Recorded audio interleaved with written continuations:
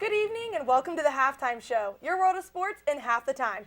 I'm Meghan Macioce alongside Robert Berger and Ellyn Stanton, and tonight we are going to break down March Madness. Now some of the games have already gone on, there's already been some upsets, which we'll get to in a minute, but we're not going to take every single pick of all 64 games because that would take way too long. So we're going to start off with some of our biggest upsets. And let's start up with the biggest upset of the day, number 11, Loyola Chicago, over number 6, Miami, which Ellyn, you and I had. And why did we pick them? Well, I mean, if you look at Miami, they have a less than stellar defense, and Loyola has been doing really good. Also, Miami's team has been really bad on the free throw percentage, only shooting a 66.3% so far this season.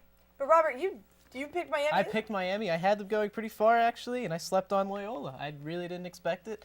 I thought Miami would pull through. I did as well, but I mean, when I started to look at it, I mean, Chicago, their turnovers, their defense is amazing. They don't turn the ball over a lot, and they stay off the free throw line with their team. But they end up winning today 64-62, making some people already want to tear up their brackets. But let's stay up in the Southern region. Ellyn, what was another one of your upsets?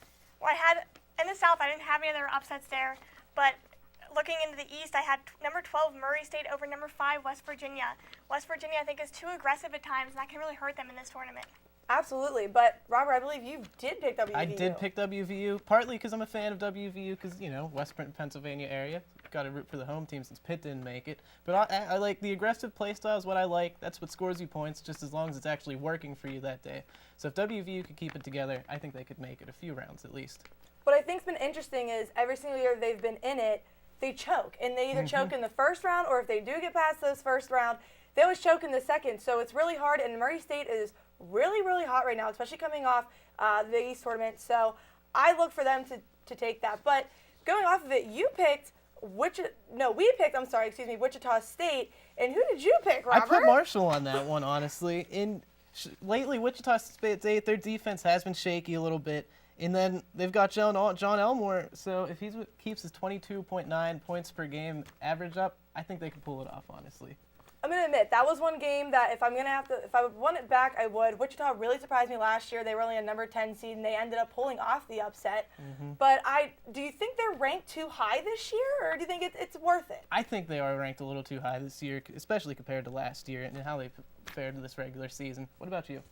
Yeah, I think they're ranked a little bit higher, but I don't know. I think they're at least going to get past the first round. They did last year, and I don't think the team was nearly as good as what they were. True. But another team I think was ranked a little too high was Nevada, and I know you and I took this up in the South. Why'd you take them? Honestly, Texas. They've got two leading scorers in the Martin brothers. 19.2 average points from Caleb. Cody 13. That's going to be a tough matchup. But honestly, they really have. Texas has the defense squared up against them. They've got 7-0 Bamba, Jericho Sims at 6'9", and Ostowski at 6'9". If that defense holds up, I think they're going to be a force to be reckoned with. Oh, absolutely. And as long as I think they keep Caleb Martin in check from Nevada, then I think they'll go really far, and I think that's what will send them over, which is what we kind of saw in the Chicago-Miami game today. They kept the people they had to in check, and it worked. But give me another one of your upsets, Robert. Who else did you have? For me, I've got Butler over at Arkansas. That's only a 10-7, so it's not the biggest upset.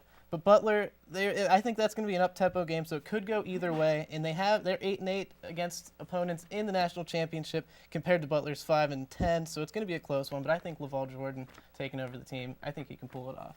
Yeah, I agree with that. But let's move into the seeding part real quick, just because I don't know if everyone understands. But the 7 and 8 seeds, the 8 and 9 seeds and the 7 and 10 seeds, they play each other. How big is the seeding for that? Because they're only like 1 or 2 off. So is that really considered an upset? I really don't think it's an upset. Those are the close games that you really do see in the tournament, and those are the most entertaining, in my opinion. So it really isn't an upset, but they are going to make really good basketball, I think, for all the fans. I think with that, too, though, the number 7 team has to play like a number 1 team. They have to pretend like they're playing that number 16 team and go out with that firepower. Absolutely. And I think an interesting fact in the March Madness tournament is a 16 seed has never beat a number 1 seed. So I think that's why those seeds are more interesting to watch, because it's close. You never know what could happen. But yeah, I have to agree with you. Some other upsets I had, they were just number 9, number 8 seeds. Really not that important. NC State last day was one of my number 9, number 8 seeds. But you both had Seton Hall, did you not? Yep. Yeah, definitely should have gone with the higher seed on that one. But let's move into our final 4 real quick. Who do you guys have in your Final Four, and tell me why? For me, I have number 1 Virginia versus number 2 North Carolina, and number 3 Michigan State versus number 1 Villanova. The reason why I'm picking Virginia is look at their defense. I mean, really, you cannot compare that defense to any other teams in this tournament. And this would also be their first Final Four appearance since 1984, so I think that'd be a spectacular feat for them. For me, I've got Michigan, Villanova, Duke, and Virginia. For me, Michigan, they're a team to be reckoned with for sure. They've got 6'11", Jaren Jackson, who won 2017 Defensive Player of the Year, while he's averaging like 11 points per game. They've also got shooting Miles Bridges, who's averaging like 39% for three, while he's like 6'7". That doesn't happen in an offensive player very often. For Virginia, they've only had one appearance with their head coach in the national championship, so I think it's their time. But their defense has really been on fire lately, only giving up 55 points to Rhode Island, 52 to Virginia Tech, 63 to Duke, and 43 to North Carolina State. With that defense, I really think they can pull it off. Villanova as well, they have 4 top NBA prospects in Spellman, Bridges, Brunson, and DiVincenzo.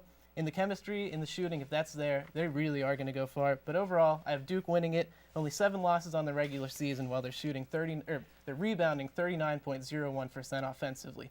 I think rebounding, that's the most important part of basketball, really, especially if you can capitalize on it. So if they keep that together, I think that they can pull it off. So let me get this straight. You think defense wins championships?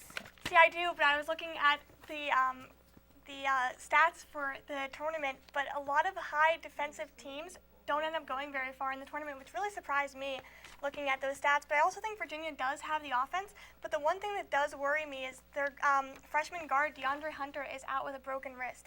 I just saw it this morning, which is why, and I saw that stat about the high defenses as well, which is kind of why that swayed my pick sometimes. I'm like, okay, you have a great defense, but you get into the tournament, and some of these lower-seeded teams just explode. So let me get this straight. In both of your Final Fours, you have top 4 seeds, right? Correct. Like number 1s, number 2s, number 3. All right. Well, I do not. I have number 8, Virginia Tech, and just hear me out on why. I know it's going to be a really big feat for them to have to go in and beat a number 1 seed, but I think they can do it because it's Villanova, and Villanova can choke. I know they won a couple years ago, but I feel like the higher seeds definitely look past the lower seeds. Would you agree with that? For sure. I think we saw that last year when Duke went out in the Sweet 16. Absolutely. So I think Villanova's going to have the same approach to it, which is why I have Virginia Tech versus number 3 Michigan State, because coaching, which we'll get to later, because I know we had talked earlier, Michigan State's coach, I just love him. But then on the other side, I do have a little bit of chalk. I have number 1 University of Virginia, but I also have UNC. So we'll see how that goes. But who do you have in your championship game? I have number 1 Virginia versus number 3 Michigan State. I agree with you. The coaching is going to play a huge factor in this tournament. But looking at your pick, I know you have North Carolina, not very good defensively, but a very high-powered offensive team. And as much as I would love to say, because I think defense is super important in other sports. I mean, I think that's been the most important thing in like football, hockey. I agree. But in basketball, I mean, they can foul out, and then it's like your defense. I mean, especially the one team we had seen, I mean, they're terrible on the three, but that's where UNC really struggles, is three-pointers. 42% of the points scored against them does come from the three-pointers, but if they play a team that's not so good at that, I think that's where they're going to definitely take over. But the offensive power, I mean, why did you pick some of your teams? Some of my teams, a lot of it is defensive power. But again, offense is very important in basketball. Duke, I have them winning it all with their offensive ability this year. That's why I think they can pull it off. I have them winning against Michigan, who is the defensive-heavy team, like I said earlier. So I think offense will trump it all in the final, but defense does get you far, and it makes you get to the championship in general. Do you think Duke will choke again? Because I have them winning on my bracket, I want to say no, but it probably is going to happen. I could see them losing to Michigan or maybe even Villanova. We'll see.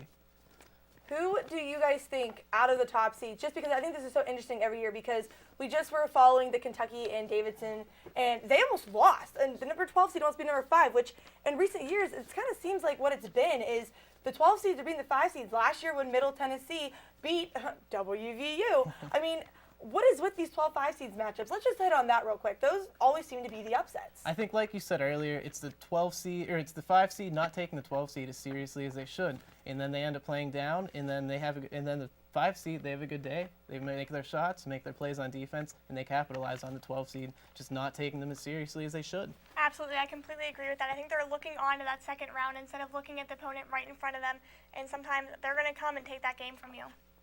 So looking at that, which, because like I said, those are usually the biggest upsets, but how much, because they are still college students, I think sometimes when we get in the heat of the game with our brackets and everything, we forget that. We act like they're professionals when they have lives, they are still college kids, just like the rest of us. So how important is coaching? Because we're going to get into Michigan State about this. But coaching these teams, how important is it for the coach to settle them down or to even be in there? Because in the NBA, I don't really think coaching is as big as a factor as what it is in college sports. I completely agree. I think that you have to factor in all those nerves, like you said. Sometimes inexperience, especially for freshman players, they're playing on a huge stage, something that they might not have seen before. The coaching is going to play a big role. You're going to need a lot of leadership in that locker room to keep these guys calm and looking at the opponent right in front of them instead of looking on to the Final Four. Oh, yeah, I agree completely. There's kids, a lot of them, they're 17, 18 years old, those freshmen. They're playing on the biggest stage of them all, and they've dreamed about this their whole lives. They're college kids, so you have to remember that. You have to calm them down and everything. In terms of experience, that's why we didn't touch on one upset earlier, New Mexico over Clemson. I put that down just because of the experience New Mexico State has. 5 of their players, they played national championships. Compared to Clemson, only a few of their players have experience in the big tournament overall. So a lot of it does come down to experience and just the coaches keeping them calm and letting them know it's just a game and you have to calm down to live to see the next day. So with that being said, which teams do you think do the best? The ones that have the newer kids and they're not sure what it's like, but they have that high energy and they're really excited to play? Or if you live in an older team like Ohio State, all of their starting players and their sub-ins, they're all seniors. They have, I think, 1 junior. So what's the difference between the two of those? Because UVA is very young. Mm-hmm. I really think it depends on the individual player instead of looking at it as a whole, because some players can take those nerves and use it to their advantage. Some other players are going to take those nerves, they're going to shy away on the court and not make as many chances that they might in another game. Oh yeah, I completely agree with that. It has to be a case-by-case basis because some players, they really take advantage of the pressure and they live to play up to that. Other players, they're just not used to it, they get nervous, and then they let that affect their game. And that comes down to coaching too, I feel, because the coach is the one who's responsible for keeping them calm down and everything. Well, since we went back to the coaching, let's hit on Michigan State coach, because Ellen, I know I saw the notes, we both are really big fans of Tom Izzo. So go ahead, fill me in all about Michigan State's coach. Yeah, I think Tom Izzo, obviously a veteran coach, does great with his team, good at managing them, and he has a pretty young team too, only 2 seniors on that squad this year, and I think he's done a great job of fitting in those puzzle pieces where they need to go. Yeah, exactly. He's had his work cut out for him with only the 2 seniors and such a young team, but as an experienced coach, he's able to put that together after all that he's been through his coaching career. So let's dive back into your championships one more time, just because I'm not sure exactly who we have winning the tournament. So, Robert, let's start with you. Who are your 2 in the championship game, and who wins and why? Duke over Michigan, just because of the offensive power that Duke has. Michigan, they do have the 6'7", Bridges shooting 39 from 3. However, I think Duke's going to pull it off with their offensive ability. Although DeAndre Hunter is out, I still am going to take Virginia over Michigan State in that final game. I think Michigan State's going to get in a little bit of foul trouble there, and that's going to really cost them. That's why I'm kind of hoping Tom comes in. But instead, I have Michigan State as well, but I have them playing UNC. I think they're going to go in. I think they're going to beat UVA. That's what I'm hoping. I'm hoping that the youngness, they'll start to they'll trip up a little bit. But I also have UNC, so since we're all different, I guess let the best bracket win. But any other final thoughts on Syracuse? Excuse me. Syracuse made it in very last minute.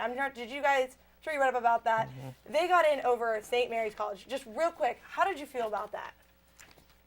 Yeah, I think that it was definitely a little bit controversial, but you got to give it to them. A pretty solid team there too. Oh, I agree. They were playing for it so hard, and they got what they wanted, working for it all season. I'm happy to see it. You're happy that Syracuse is in it? I'm not mad, yes. Personally, I wanted to see St. Mary's. I think Syracuse just sometimes kind of gets in because of its name. But you know what? That's all we have time for today. We will see whose bracket wins the best. Good luck to all of you and your teams. We'll see. Do defense win championships? Does the offense? Does coaching? Do younger players? Older players? I don't know. I guess we'll wait and see. That's why they call it March Madness. Thanks for joining us on the Halftime Show. Join us in 2 weeks for a special edition of MLB's Opening Day, where all the teams will be having the same opening day the first time since 1969. We'll see you next time.